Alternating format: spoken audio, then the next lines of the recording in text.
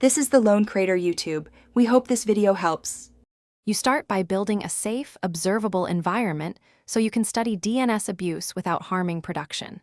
Set up a segmented lab that mirrors your DNS topology, enable verbose query and response logging, and ingest passive DNS feeds.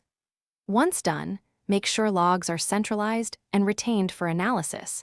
This gives you the data you need to see anomalous patterns. This preparation ensures you can experiment and learn how threats use DNS without enabling offensive behavior or risking live systems. You now focus on identifying the complex signals that indicate DNS misuse.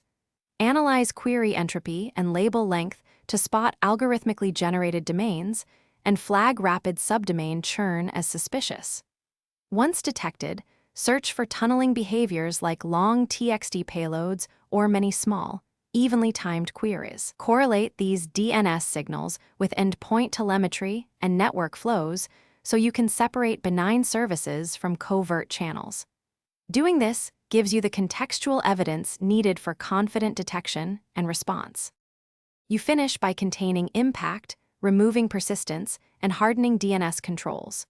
Quarantine compromised hosts and block confirmed malicious domains at resolvers, then remediate endpoints and rotate credentials if necessary.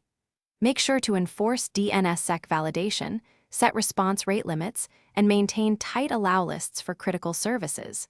Finally, keep monitoring and refine rules based on false positives. Troubleshooting tip: if legitimate services are blocked, quickly check passive DNS history and endpoint logs to whitelist precise host names rather than broad ranges. Thanks for watching. Consider subscribing if we helped you.